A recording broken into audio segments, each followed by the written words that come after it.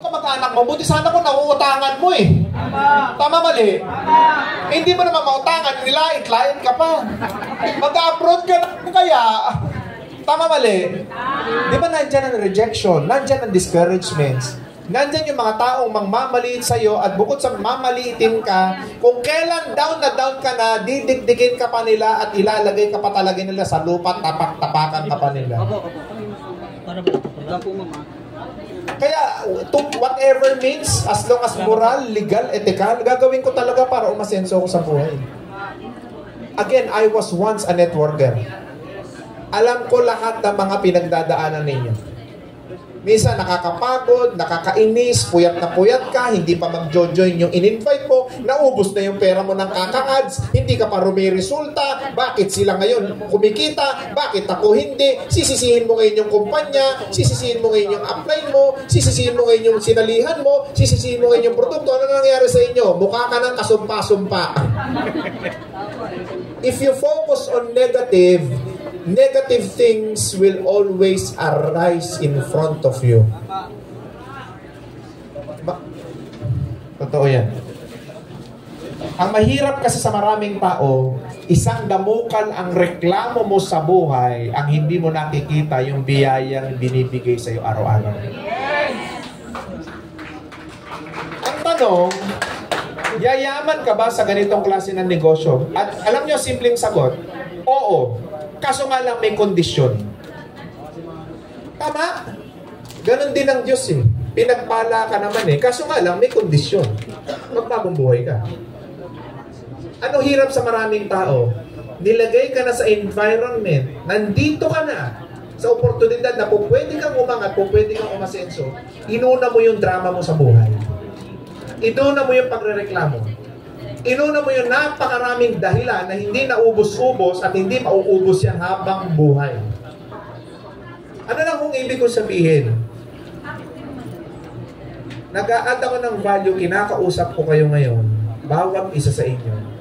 Please lang, utang na loob. Kung sawa ka na sa buhay mo, sa pagiging mahirap, tapusin na natin. Yes! Yes!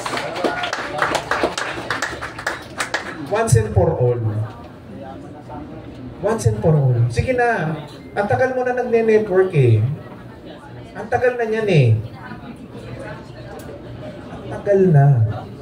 Ang dami nang nauna sa'yo. Naubusan ka na. Ang tagal-tagal mo na sa ganitong klase ng negosyo, nakita mo naman may resulta. Oh. Kala ko ba totoo yung why mo? Yung dahilan mo kung bakit mo ginagawa itong negosyo na ito. Tapos, papetiks-petiks ka. Tapos patay sindi ka. Ano mangyayari sa atin? Gusto ko hong ibahagi sa inyo na wala ho dito sa Salveo Well ang totoong ikapag-aasenso ninyo. Tanong nyo kung nasaan? Nasaan? Nandito sa puso ninyo.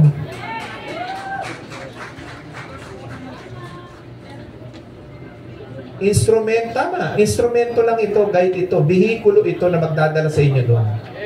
Sumakay ka na lang din eh. Bakit hindi mo pa lubos-lubusin? Ang punto ko lang, kung totoong sawa ka na sa hirap, okay lang ba trabahuin natin?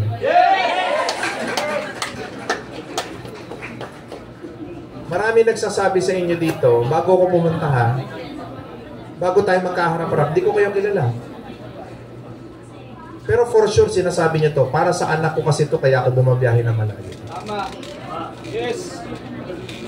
Kasi ayoko naman na tumatanda na ako, tapos magiging alagain ako ng mga anak ko, tapos ang ipapamana ko sa kanila yung utang na iiwan ko. Matanda ka na, pero gusto mo pa rin magkaroon ng silbi sa pamilya. Masakit yun. Kasi nung kabataan mo, nung may lakas ka pa, ikaw ang nagpo-provide sa mga anak mo.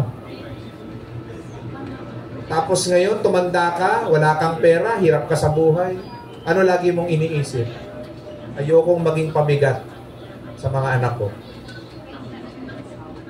Ayokong maging pabigat sa ibang tao. Yan ang takbo ng puso ko eh. Marami sa inyo dito. Iba naman, pumunta rito, hindi ko kayo kilala, pero I know for a fact dahil galing nga po ako dyan. Kagaya nyo ako dati. I know for a fact na ito rin yung iniisip mo. Diskarte. Makatawid lang ako sa susunod na linggo, ayos na ako. Diba? Baka